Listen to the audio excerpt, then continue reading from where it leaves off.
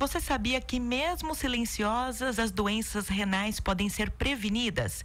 O programa Espaço Aberto fala hoje sobre saúde aqui na TV e na Rádio Câmara Bauru, e a nossa convidada é a doutora Trícia Nunes Vieira Bueloni, que é médica nefrologista do INEB, o Instituto de Nefrologia de Bauru.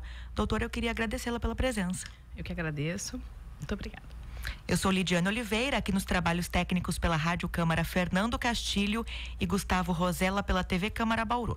Vamos lá, para quem nos ouve, nos assiste aqui no programa Espaço Aberto, entender um pouquinho a respeito das doenças do rim, primeiro falar como é que funciona e qual é o papel desse órgão tão importante aí no nosso organismo. Então, o rim, ele é um órgão eles são órgãos muito importantes pra gente, porque eles realizam toda a limpeza, né? Vamos falar assim, do nosso sangue, ele consegue eliminar o excesso de água, ele produz hormônios, né? Ele controla a pressão arterial, então ele tem várias funções muito importantes na regulação do nosso organismo.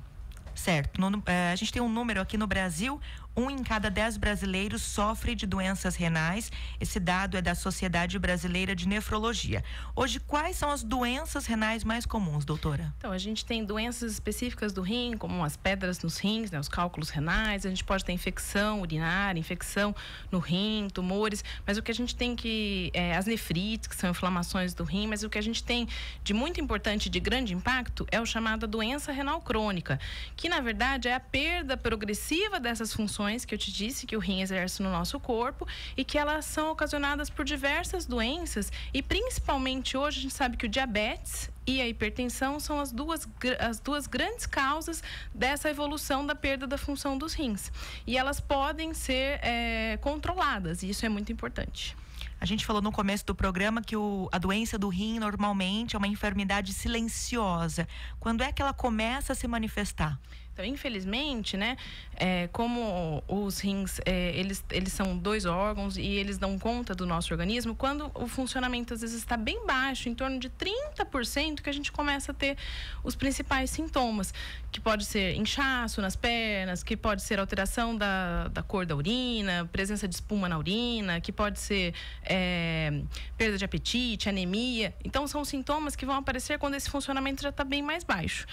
E a gente acaba não percebendo no início e perde a oportunidade de evitar essa progressão da doença. São até sintomas que se confundem com sintomas de outras doenças. Sim. A perda do apetite, por exemplo, não é? Sim, porque na verdade, como eles são tardios e várias outras doenças podem dar esses sintomas, a gente acaba não percebendo. Então a pessoa tem anemia, vai investigar de anemia, e vai ver que ela está com um problema no rim, pelo funcionamento baixo do rim, que produz um hormônio que ajuda na produção das células do sangue. Certo. Existe um número também de que 70% dos pacientes, como nós falamos, descobrem a doença muito tarde. Como é que se descobre essa doença então mais cedo? Qual é o trabalho preventivo que eu posso fazer? Então, na verdade, focando na doença renal crônica, né? Quem tem esses fatores de risco, por exemplo, quem tem história de doença renal na família, quem tem o diabetes, quem tem hipertensão, obesidade ou pedras nos rins, elas têm que precocemente tentar fazer uma análise de sangue, que muitas vezes é simples, ou de urina, colher um exame para ver o funcionamento do rim, que é um exame simples, a creatinina que a gente fala, né? Faz um exame de urina 1 e consegue preventivamente ver se você está perdendo esse funcionamento do rim. Tentar evitar tudo que possa prejudicar mais o funcionamento do rim, principalmente em quem tem esses fatores de risco. Então, evitar usar medicamento sem orientação médica, que é uma coisa comum, né? Então, a gente sabe que os anti-inflamatórios de uso crônico, eles podem provocar perda do funcionamento do rim, então evitar fazer esse uso dessas medicações sem indicação médica e procurar em quem tem esses fatores de risco tá sendo avaliado precocemente e tomando os cuidados devidos para evitar essa progressão. Até algumas medidas simples, como tomar água, né? Ingerir água aí com maior frequência. A gente acaba às vezes esquecendo de tomar água ao longo do dia, ou a ingestão muito frequente, muito intensa de sal também no alimento.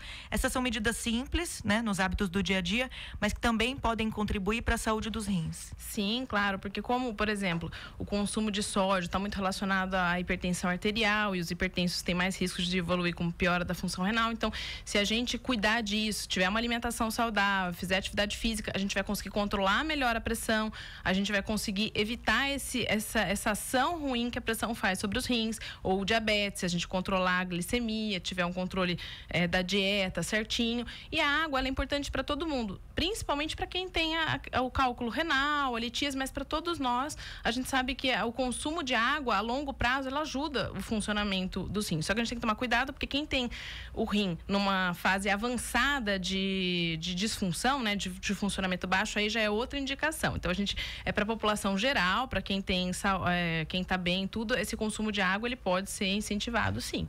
E ele é importante. E os exames preventivos, como você disse agora, são simples, né? Existe algum prazo ou período mínimo para que esse exame deva ser repetido? A cada 6 meses, uma vez por ano? Existe alguma orientação médica nesse sentido? Então, na verdade, vai depender muito do grau em que a pessoa se encontra. Se ela tiver funcionamento renal normal, a cada ano ou 6 meses, isso é suficiente. Mas aí, conforme o rim já vai perdendo o funcionamento, a gente vai tendo uma periodicidade diferente de acompanhamento. Agora, uma doença renal crônica, quando descoberta no início, quais tipos de tratamentos o paciente pode procurar? Então, no início, a gente vai fazer basicamente evitar outros fatores e cuidar das doenças que estão levando a essa perda de funcionamento. Então, cuidar muito bem do diabetes, da pressão, incentivar a perda de peso, atividade física, dieta, né, correta, que a gente falou, da ingestão do líquido, de evitar o abuso de sal, tal. Agora, conforme a gente vai perdendo o funcionamento do rim, a gente vai tendo que introduzir medicações para ir controlando esses sintomas, né? Por exemplo, a anemia, o inchaço, tudo. E quando eles realmente não tem mais, né? Que a gente chega na evolução final, em que o rim já não dá conta mais, que seria aí num número em torno de 10%, abaixo de 10%, mas não é uma coisa assim rígida, tem gente que com menos, gente com mais precisa, a gente tem as terapias de substituição renal, né? Que seriam a hemodiálise, a diálise peritoneal, o transplante renal. Certo. Quais são dentre esses tratamentos, as possibilidades oferecidas para os pacientes aqui na cidade de Bauru? Então, a gente tem, pelo Sistema Único de Saúde, a gente tem as 3 modalidades oferecidas, né? A hemodiálise, a diálise peritoneal e transplante. E a gente tem hoje em dia, né, algumas outras modalidades, porque assim, sempre o intuito é melhorar a qualidade de vida e diminuir a mortalidade, tentar melhorar a sobrevivência desses pacientes durante o tratamento. Então, hoje a gente tem vários trabalhos buscando outras formas de melhorar o tratamento. Então, a gente tem hoje em dia, né, a possibilidade, às vezes, da hemodiálise diária de curta duração, da hemodiafiltração, que são técnicas que vêm sendo estudadas no intuito de mostrar algum benefício maior ao paciente. Então, vários locais, eles têm tentado estudar essas novas técnicas no intuito de melhorar a sobrevivência e a qualidade de vida desses pacientes. Tem alguma estatística, doutora, a respeito da letalidade das doenças crônicas dos rins? A partir do momento em que o paciente descobre que tem uma doença crônica no estágio já avançado, a letalidade é alta? A gente sabe que a mortalidade é diferente da população em geral. Ela diminui um pouco quando a gente, no transplante, ela diminui, os pacientes que transplantam, eles têm uma mortalidade menor, mas comparado à população geral, os pacientes, eles têm uma sobrevivida menor do que uma pessoa que não tem nenhum problema de saúde.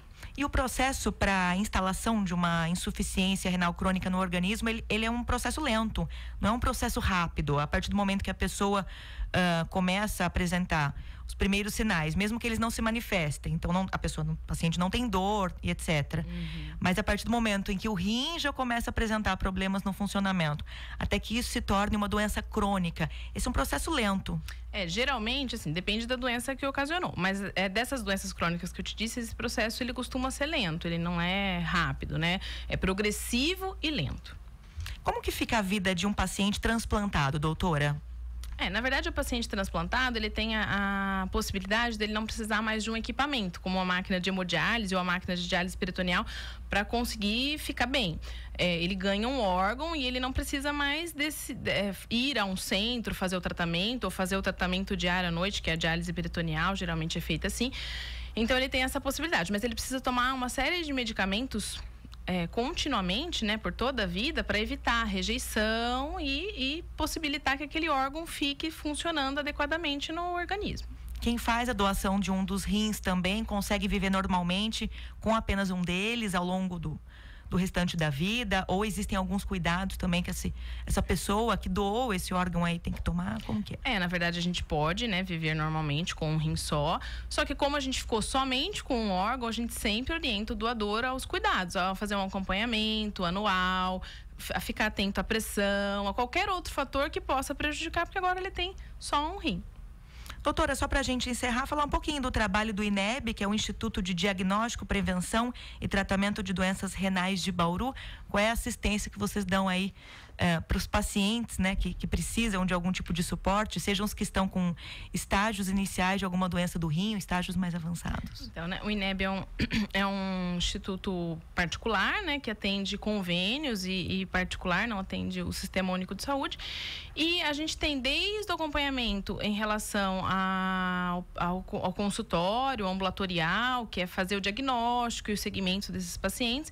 A gente faz assessoria também nos hospitais da Beneficência Portuguesa, do Hospital do São Lucas, em relação aos pacientes que têm problemas agudos renais, que isso também pode acontecer, né? Você evolui com uma injúria renal aguda, que a gente chama, e lá a gente tem as modalidades de tratamento, a diálise peritoneal e a hemodiálise, e a gente também tem a possibilidade da hemodiafiltração, que eu te falei, e a hemodiálise diária de curta duração, que são modalidades mais novas e que elas não são disponíveis pelo SUS, porque na verdade elas vêm sendo bastante estudadas recentemente e elas são disponíveis mais nos serviços particulares. São menos invasivas essas modalidades? Qual é a diferença? Na verdade, assim, como eu te disse, a gente sempre busca modalidades que tenham algum tipo de benefício extra. Ela vem sendo estudado, essas modalidades, se elas teriam algum benefício em remover alguns tipos de partículas diferentes, em promover uma maior estabilidade durante o tratamento, né? De promover uma qualidade de vida um pouco melhor.